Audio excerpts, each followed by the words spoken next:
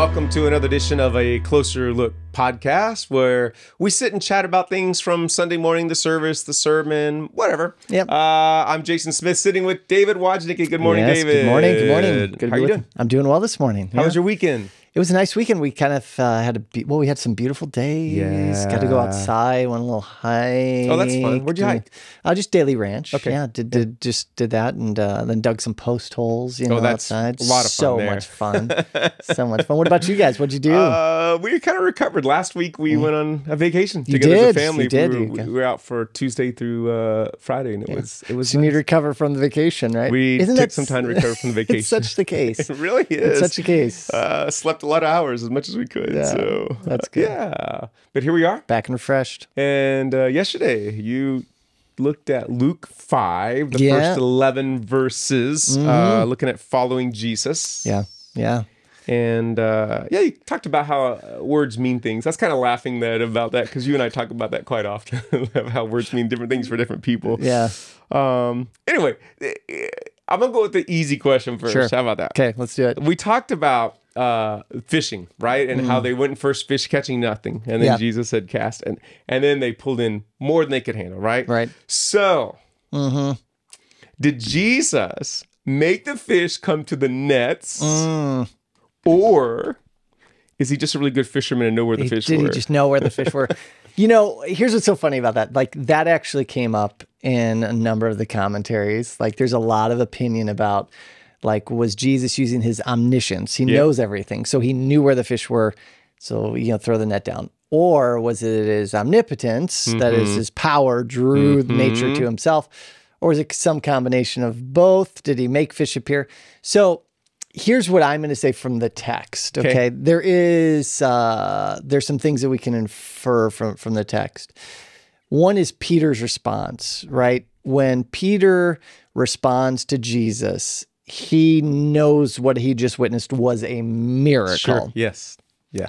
So I'm going to check off a point in the box of omnipotence because there's a power there rather than the catch was so large, right, that they needed to get the other boat, and both boats were filled with fish to the point that they were sinking. Just having a knowledge of that size of a school of fish being somewhere, like that amount of fish just being in one location seems beyond what would be kind of naturally occurring. Like, he had never seen a catch like that. Yeah. The catch was so radical for him that he just knew immediately this was a God ordained thing. And so I'm going to lean in the category of this displaying the power and authority of Jesus, like I said, rather than just like his knowledge. Like, he's like, oh, I think there's some fish over there. It was Jesus showing off. Now I want to ask you a question, because we asked it in our connection group. One of the connection group questions that we had this week was, we've seen Jesus' power and authority over the devil, his power and authority over spiritual forces. Okay. We saw power and authority over sickness and disease, and now power and authority over nature. And the question in the connection groups was, which of those would be most compelling for you? Oh. It was really interesting in our connection group. Like, when you think about the way that he's shown it, like, because this is the one. So Peter had seen both the demonic person released and his mother-in-law healed. Yet it was this one that caused him to fall down and acknowledge Jesus. So I was just curious, just off the top of your head, I'm kind of putting you on the spot. I'm going to say probably nature, because it's hard to say, oh, there was a natural reason for this one over here, like the healing, all those things. Nature, what are you going to do with? Like, no, it just went beyond the laws of nature, and you can't naturally explain that. You see, that's fascinating. That, like, almost across the board, everybody in our small group was that way. And I think, like, that's no small thing. The reason why I asked that question was it puts us in their shoes. Like, now you understand why he had the response, because that would have probably been my response. I can be like, oh, sick people get better. They do. Was he really fully demon possessed, kind of a thing, versus like those nature miracles have no natural explanation. So that was just something I just wanted to ask. I think my takeaway from that story is, the bumper sticker, Jesus is my co-pilot. Jesus is going to be my co-fisherman. I can catch a lot with best Jesus. fishing guide that you've ever. Oh my goodness! In our in the Blessed study that the small groups are doing as well, in John's gospel, after the resurrection, I think it's John 21, where Jesus sees them out. They're fishing after the resurrection, and he's up on the shore, and he says, "Cast your nets on the other side." And the funny thing is that it had said in that story too. So that's again Peter and James and John and Andrew. It says that they had caught nothing all night. In that story, I'm like, I'm kind of wondering that part of the reason why they just dropped their nets and followed him at the very end was because maybe they weren't very good fishermen. They weren't good fishermen. they're like, this is a better occupation than what we got going on. So no, but man. that's So Jesus showed his power over nature. He also shows us, he reveals grace and mercy to the. Help me see that in this passage. You talked about it a little bit yesterday, so let's expand on that a little bit. Yeah, no, I was really, a lot of people, I shouldn't say a lot, when you read or you hear certain sermons on this section of Scripture, they focus a lot on like, this is what discipleship looks like. Look at Peter, look at how he is, a good disciple and the process of discipleship. But when in reality, when you really look at the story in the flow, it's all about telling us about who Jesus is. And number one, like Peter's reaction, knowing that he's God. I mean, it's such Isaiah. You got to look at Isaiah 6 and Peter, like those two things go hand in hand. When you're confronted with God, this is the response. But then the first thing that Jesus says to Peter after his confession of "Depart from me, I never knew you," or I mean, that's later. That's somebody else. Jumping ahead. "Depart from me, I'm a sinful man." Jesus says, "Don't be afraid." And that call to don't be afraid, that's where we see the mercy. Because Peter knows in front of a holy God, he should be struck down. And so when he says, don't be afraid, it's the release of, you're not going to get what you deserve right now. You're not going to get it. So that's where he says, don't be afraid. I'm not going to engage you. And so there we see his mercy. And then the grace is what comes after it. For you caught fish, now you're going to be catching men. And it's like, it was one thing to be kind of absolved of your sin, like not to get the punishment you deserve, but then to say, now I'm going to give you something. I'm going to invite you in on the mission that I have in the world. So that's where we see the grace. And one of the good discussions, this is why you should be in a small group, that we had yesterday was talking about grace and mercy and how we as people are usually really good as Christians at the mercy part. We won't get you what you deserve. But forgiveness, there's also grace involved in that, right? It's like, I'm not going to punish you, but I'm not going to give you any more. I'm not going to do any good towards you, right? We're neutral now. That's not how God engages us. He not only, wipes the slate clean, but then he gives us more. He adopts us. He welcomes us in. And it was really convicting for me as we were talking, just the application of this is like, I would consider myself a merciful person, but am I a gracious person? Do I not just extend mercy to an individual, but then I'm willing to go that step further and give them what they don't deserve, which is that ongoing friendship, trust, love, kindness, and those kind of things versus just saying, I forgive you, but now we're done. That's not easy, but that's what Jesus does here with the grace and the mercy. And so it just really got us thinking, even in our group, and being like, we can't just be merciful people. We have to be people who give grace. So giving the undeserving, giving people what they don't deserve, and good things. And can you briefly, you hit on this yesterday, so give me the very short summary. You said makes fisher of men, and you said, now that's not, you expanded on that a little bit yesterday about what does that mean? Yeah, I used to think it was kind of a cute, pithy thing. You were fishermen, now you're fishing for men, play on words. And Jeremiah 16:16. Well, let's just go there. Let me just see if I can. So Jeremiah 16:16. This is the prophet talking, and forgot. Let's go there. And he says, "Behold, I'm sending for many fishers, declares the Lord, and they shall catch them. And afterward, I will send for many hunters, and they shall hunt them from every mountain and every hill and out of the clefts of the rock."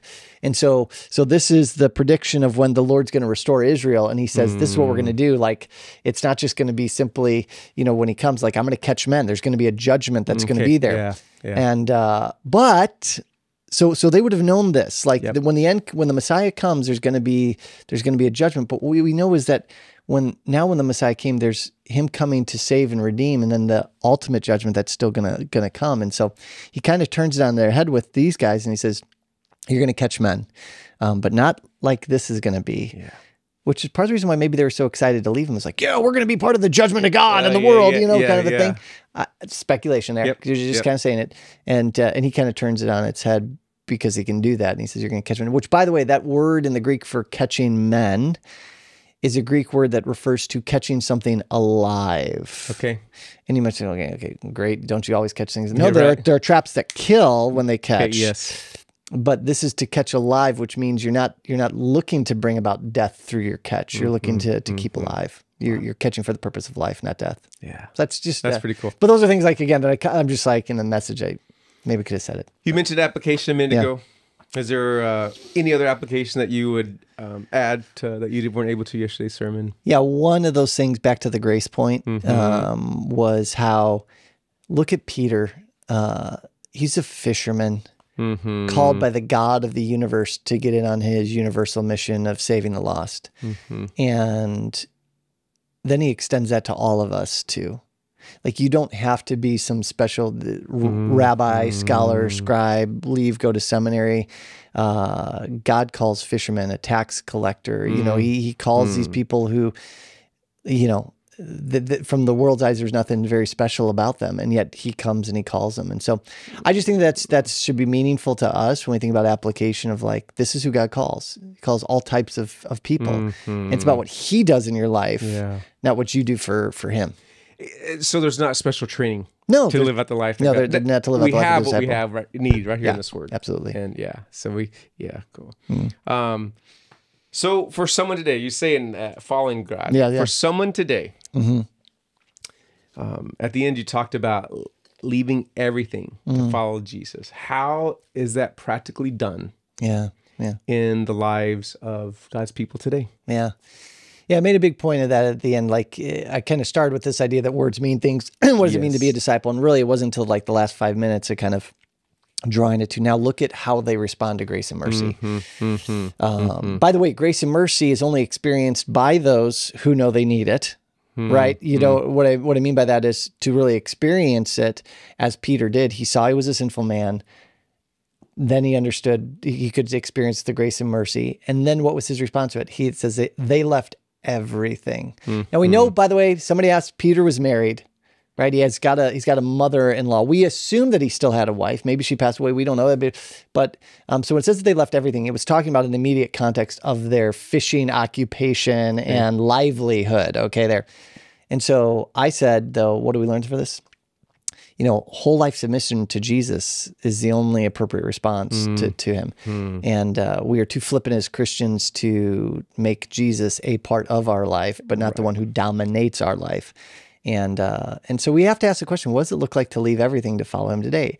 When I get saved, is he saying, leave your families, leave everything?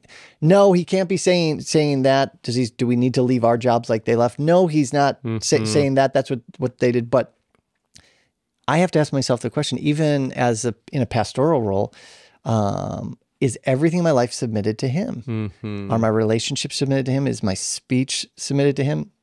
So we just have to wrestle. We really have to, if you're not asking the question, if there's no tension in your life as a believer, and this is, if I would do something different in the message, and I'll hit it later because he talks about discipleship many times. If you feel no wrestling in your life, nothing that you have to call into question, you should be concerned. Because none of us is that wise. None of that is so perfectly submitted to him that we shouldn't be questioning, am I given fully over to Jesus?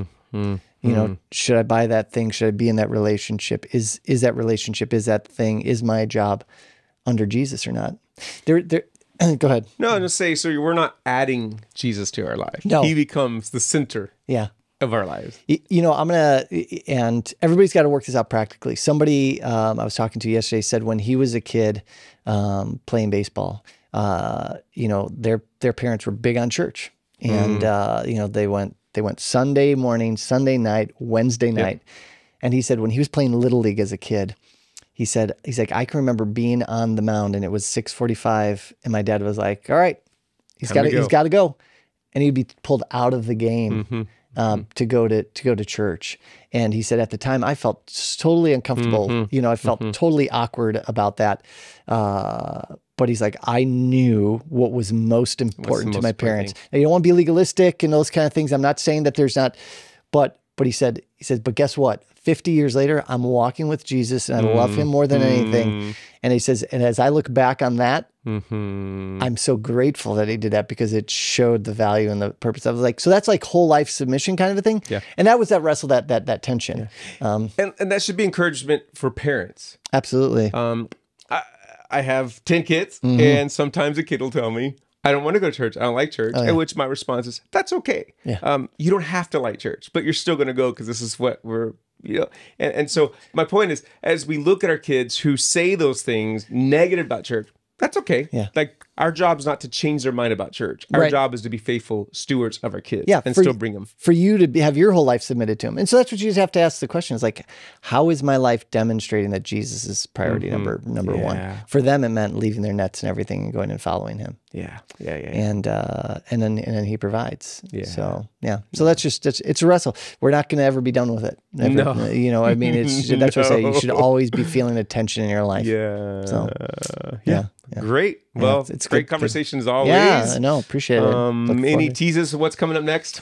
More miracles of Jesus Yay. coming up. We're gonna, listen. There's a redundancy here in the first part of Luke about Jesus just proving who he is. We're gonna see him healing a man and the forgiveness of sins, and again why he forgives sins. It's going to be a reaffirmation of a lot of things that we saw, and so that's coming. And then this Sunday, Lord willing, the plan is to also, for those that are in the church, kind of rolling out a little bit of just kind of a vision for the church for this next year. Yeah. Some of the things that we're going to be looking to focus on, inviting the church to be praying about, and so just a little tease that we'll be sharing just some of those things. And excited we're a church family as we see what God is doing here. I'm always grateful when we get to invite the church in a big way and say, all right, we're a family. This isn't just us, doing the work of the ministry, but how can we all be a part of that? So that'll be Sunday. Real quick, I'll tie family back in. Last week we said that some people listened to us from Australia. Yes. Yeah. Well, also somebody let me know that there are some people in Canada who listen to us. So that's kind of cool. So great. hello to the Canadians. Canadians, yes. And the Stanley Cup playoffs is going on right now. Yeah, who you cheering for? Who's my heart for, and who's going to actually win it. So for those who give a care about these things, I'd love to see the Edmonton Oilers win the Stanley Cup this year, or the Toronto Maple Leafs, just because of that. Because my Blackhawks are not in the playoffs. Okay. So, anyways, There you go. yeah. Who are you going for in the Stanley Cup? Yeah, I really don't care. It actually came on by accident yesterday on our TV. By accident, it came on. Jedediah got glued. He loved all the slamming into each other and all that kind of fast pace. So. And so just so I got my two oldest daughters, and actually even my youngest. So here I am, a father of all girls, and we're in. One's now in college, and then in the last year here, they've really all gotten into hockey. And God bless them. And I said, now as you're leaving me at home by myself, and so we're so that's kind of fun. It's always fun to do little things with family. So. Well, good. Yeah. All right. All right. Well, hope you have a great week, and Yeah, Lord willing, God we'll bless. see you Sunday. See you Sunday.